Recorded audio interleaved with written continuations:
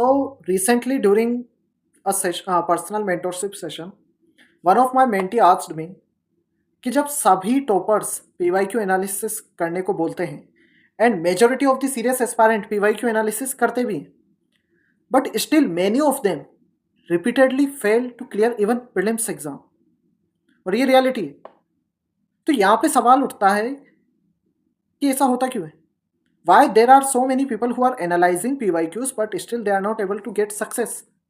अब इस सवाल का उस टाइम पर तो मेरे पास में कोई इमीडिएट बेसिस पे जवाब नहीं था, but I have thought about it a lot, I have analyzed about it a lot, and then after doing a lot of observation, now I am going to answer this question in detail in this video, ताकि आप सभी students भी वो technique miss ना करो जो majority of the serious aspirants भी miss कर देते हैं, and that technique is reverse solve PYQ technique.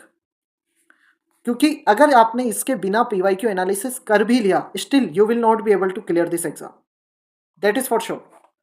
तो इस वीडियो को एंड तक अच्छे से देखना, पूरी तरीके से इसे समझना, so that you can learn this hack, and if you still face any doubt ask me in the comment section, I would be helping you there.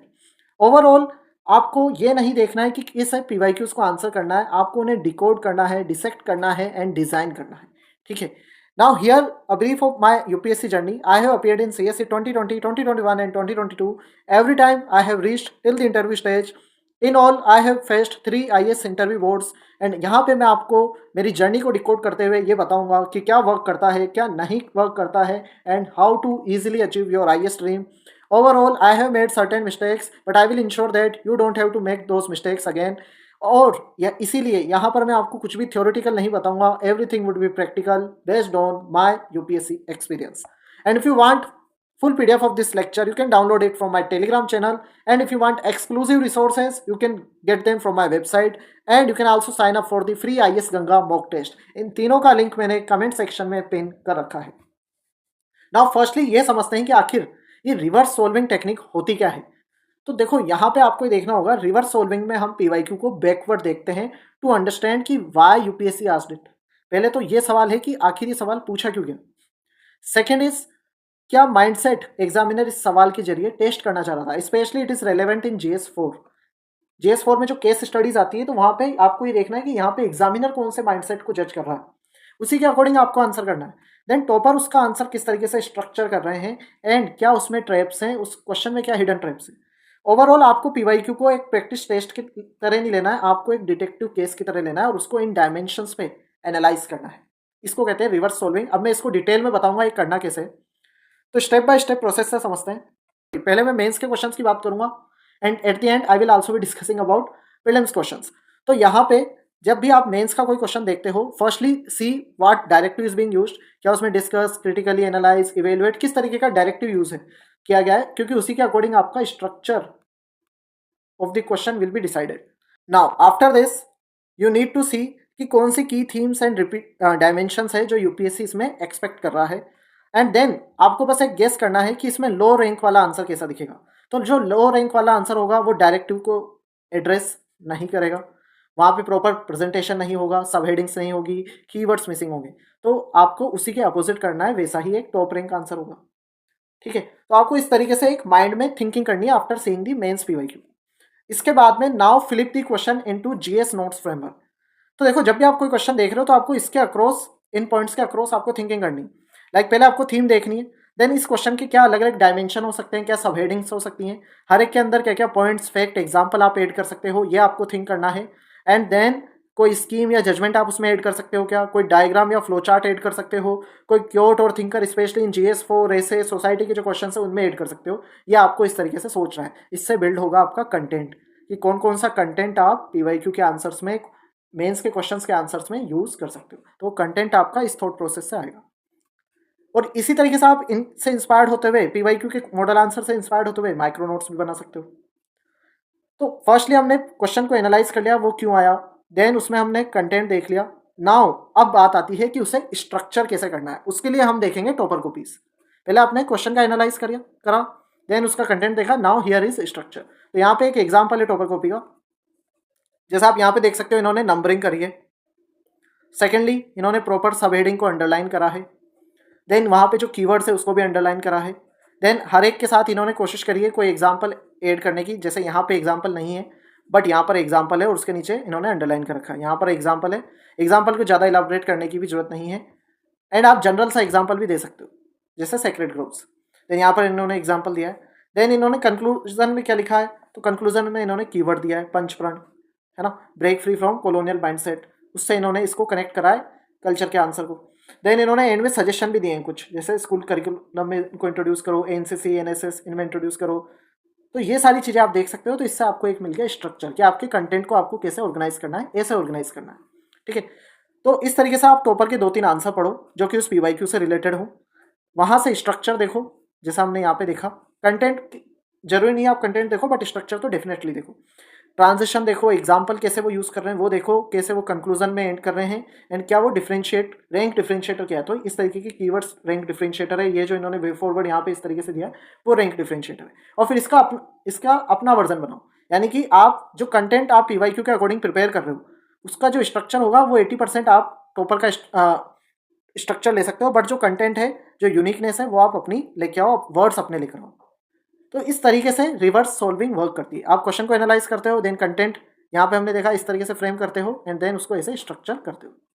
इसके बाद में हम ये सोचेंगे कि ये क्वेश्चन क्यों पूछा यूपीएससी ने। तो यहाँ पे मल्टीपल रीजन हो सकते हैं। हर एक पीवाईक्यू के या तो कोई कंटेक्स्ट होगा, बजट में था, स्कीम लॉन्च हुई थी, या कोई प्रोटेस्ट हो रहा था, या जजमेंट आई थी, या लेटेस्ट कोई न्यूज़ थी, इंटरनेशनल एग्रीमेंट था, overall it was related to that year's news. या फिर हो सकता है वो जीएस के स्टैटिक पार्ट से कनेक्टेड हो, लाइक इंक्लूसिव ग्रोथ आप देख सकते हो, फेडरलिज्म आप देख सकते हो। तो ये स्टैटिक पार्ट से कनेक्टेड है, comparison of the constitution, urbanisation, ये सारी चीज़ें आपकी स्टैटिक पार्ट से कनेक्टेड है, तो वैसे क्वेश्चन आया होगा, या ये रीजन हो सकता है। या फिर वो रिपीटेड पैटर्न है, जैसे जीएसटी, इस पर बार बार क्वेश्चन आ रहा है। एग्रीकल्चर में आप लैंड रिफॉर्म से बार बार क्वेश्चन आ रहा है। फेडरल में जितने भी आपके सेंटर स्टेट में जो डिस्प्यूट होते हैं, जो इश्यूज होते हैं, उनसे क्वेश्चन आ रहा है, तो या तो वो क्वेश्चन रिपीटेड पैटर्न के कारण है। तो इस तरीके से आप ये देख पाओगे कि क्वेश्चन क्यों आ रहे हैं, and then you will be able to predict UPSC brain. जैसे आप उस साल की न्यूज़ देखकर ये बता पाओगे कि इससे कौन से क्वेश्चन आ सकते हैं। जीएस के स्टैटिक पार्ट को देख के ये आइडेंटिफाई कर सकोगे कि इस पे क्वेश्चन नहीं आया तो इस पे क्वेश्चन आ सकता है। रिपीटेड पैटर्न, रिपीटेड थीम को देखकर आप क्वेश्चन प्रिडिक्ट कर सकोगे। एंड इसमें मैं भी आपकी हेल्प करूंगा। I will be like creating videos on important themes for 2025 mains and prelims के लिए भी, मैं 26 वाले प्रीलिम्स के लिए भी मैं डेफिनेटली वीडियोस लेकर आऊँगा। In that I will be telling you themes based on this criteria. इसका मैंने काफ़ी अच्छे से एनालिसिस भी कर रखा है। नाउ अब आपको पीवाईक्यूज को 5th स्टेज में मॉक क्वेश्चन टेस्ट सेट में भी आप उसे कन्वर्ट कर सकते हो विद अ ट्विस्ट। लाइक अगर कोई पीवाईक्यू आया है तो अभी रिसेंट न्यूज़ से उसे कनेक्ट करके आप ऑर्गेनाइज कर सकते हो कि अभी इस पे कैसा क्वेश्चन आ सकता है।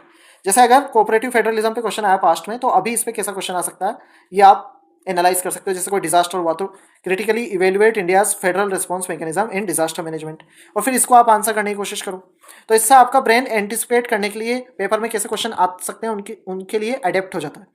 तो ये सारी चीज़ें भी आप कर सकते हो। पीवाईक्यूज से इंस्पायर्ड कौन कौन से क्वेश्चन आ सकते हैं, कौन कौन से न्यू क्वेश्चन इमर्ज कर सकते हैं, वो भी आप थिंक करो।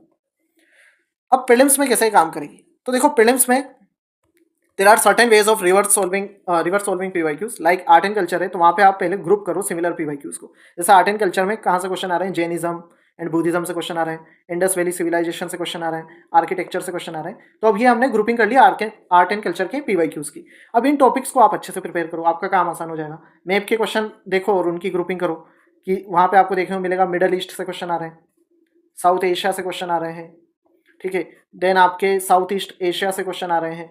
देन जहाँ पे क्राइसिस है, अफ्रीका, क्राइसिस वाले एरियाज से क्वेश्चन आ रहे हैं। तो इस तरीके से आप ग्रुपिंग करो पीवाईक्यूज की, that would help your preparation a lot in prelims. तो उससे आपका कंटेंट काफ़ी अच्छे से प्रिपेयर होने लग जाएगा। ऑल्दो इसके लिए भी एनालिसिस में यूट्यूब पर लेकर आऊँगा। देन इसके बाद में एलिमिनेशन लॉजिक अगर वहाँ पे अप्लाई हो रहा है तो वो आप आइडेंटिफाई करने की कोशिश करो। जैसे अगर आप एनालिसिस करोगे तो आपको देखने को मिलेगा extreme words like only, always, इस तरीके के अधिकतर गलत होते हैं। जो जनरल वर्ड होते हैं लाइक सम, फ्यू, ये अधिकतर आपके करेक्ट होते हैं। तो ये एलिमिनेशन लॉजिक आप देखने की कोशिश करो। देन अगर कोई ऑप्शन रॉन्ग है तो आप ये सोचो कि why UPSC put this trap, इसको क्यों यूपीएससी ने गलत माना, ये आप सोचने की कोशिश करो। Specially it is relevant in the context of जो आपके स्टेटमेंट असर्शन वाले क्वेश्चन आ रहे हैं, स्टेटमेंट एंड जो उसमें एक्सप्लेनेशन इस साल जो यूपीएससी ने क्वेश्चन इंट्रोड्यूस करे हैं, उनमें काफ़ी ज़्यादा इंपॉर्टेंट है कि वो कौन सा स्टेट ऑप्शन यूपीएससी ने क्यों रॉन्ग माना। एंड फाइनली एक ट्रैप डायरी बनाओ जो आपको कॉमन कन्फ्यूजन्स दिख रही है पीवाईक्यूज को सोल्व करते हुए, तो वहाँ पे जो जो लेसन्स आपको मिलते जा रहे हैं उनको अपनी एक ट्रैप डायरी में ऐड करते जाओ. This would be very helpful specially in your mock test and in the actual paper. तो वहाँ पे आप उस ट्रैप डायरी में जितने भी ट्रैप्स होंगे उनको रिपीट नहीं करोगे. तो इस तरीके से आप रिवर्स सॉल्विंग कर सकते हो प्रीलिम्स के लिए. ऑल तो इसमें मैं एक और डेडिकेटेड वीडियो जरूर से लेकर आऊंगा. अब देखो, आप ये सारी चीज़ें जब करोगे तो इससे फायदा ये होगा कि आपका स्टडी टाइम काफ़ी हद तक रिड्यूस हो जाएगा. तो आपको बेक इंजीनियरिंग पैटर्न्स पता चल जाएंगे कि कैसे क्वेश्चन आने वाले हैं, कहाँ से क्वेश्चन आने वाले हैं और उनमें किस तरीके से कंटेंट बनाना है और स्ट्रक्चर करना है. आपकी हर एक पेपर की एक स्ट्रेटेजी बन जाएगी. आप उसी तरीके से आंसर करने लगोगे जैसे यूपीएससी चाहती है. आप प्रिडिक्ट कर पाओगे क्वेश्चंस को, या तो वो स्टैटिक से होंगे या करंट अफेयर से होंगे या रिपीटेड थीम से होंगे. ठीक है, तो उन टॉपिक्स को आइडेंटिफाई करके आप अच्छे से प्रिपेयर कर लोगे. एंड इससे आपका ओवरऑल रैंक पोटेंशियल भी इंप्रूव हो जाएगा क्योंकि आपके इंट्रोज इंप्रूव हो जाएंगे और आप एक अच्छे स्ट्रक्चर में टॉपर कॉपीज से आंसर लिख रहे होंगे. फाइनली यहाँ पे मैंने पीवाईक्यू रिवर्स सोल्व ट्रैकर बनाया है. जैसे इस तरीके से आप थीम्स को ऑर्गेनाइज कर सकते हो, उनसे कैसे डायरेक्टिव आ रहे हैं उनको देख सकते हो, क्या क्या डायमेंशन, डेटा, ये सारी चीज़ें आप उसमें देख सकते हो और इस तरीके से आप एनालिसिस भी कर सकते हो. नाउ इमीडिएट बेसिस पे आप क्या कर सकते हो, आप डेली एक पीवाईक्यू लो और उसको रिवर्स सोल्व करो. लाइक उसको ब्रेक डाउन करो, उसका एनालिसिस करो, ये क्यों आया. देन उसके अकॉर्डिंग आप थोड़ा कंटेंट अपना ऑर्गेनाइज कर सकते हो. Then write the answer in 10 minutes. एंड आप सेल्फ इवेल्युएट भी कर सकते हो using topper copy. For example, emotional intelligence से मल्टीपल टाइम पीवाईक्यूज यूपीएससी में पूछे गए. इमोशनल इंटेलिजेंस पर किसी ने तो टॉपर कॉपी में आंसर लिखा ही होगा, तो आप GS4 के टॉपर कॉपीज देखो, वहाँ पे आपको इमोशनल इंटेलिजेंस पे आंसर दिख जाएगा. तो आपने जो पीवाईक्यू का आंसर लिखा है उसको इस टॉपर कॉपी के इमोशनल इंटेलिजेंस के आंसर से कनेक्ट करने की, कंपेयर करने की कोशिश करो. तो उससे आपको पता पड़ेगा आपने कैसे आंसर लिखा और टॉपर ने कैसे आंसर लिखा. और इसको एक टाइम मैनर में करो, लाइक 15 मिनट का एक रिचुअल बनाओ डेली बेसिस पे for reverse solving PYQs. And इससे आप सिर्फ क्वेश्चन सोल्व नहीं कर रहे हो, you are learning to think like UPSC. आपको यूपीएससी की तरह सोचना आ जाएगा और यूपीएससी को प्रिडिक्ट करना भी आ जाएगा.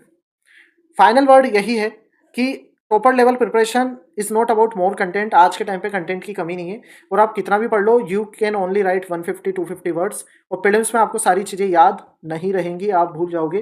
तो कंटेंट बढ़ाने पे फोकस मत करो, डिकोडिंग करने पे फोकस करो, रिवर्स सॉल्विंग करने पे फोकस करो. उससे आपको ये पता चलेगा कि यूपीएससी क्या पूछती है, क्यों पूछती है और कैसे पूछती है. And it will make your UPSC journey quite easy. If you learned something from this video, give it a like, and you can also share it with your friends who need it, who are facing issues with PYQ analysis. And if you want to connect one-on-one, you can join my Telegram channel and you can also visit my website. And all the best for your UPSC journey. And do ask in the comment section if you still have any doubts.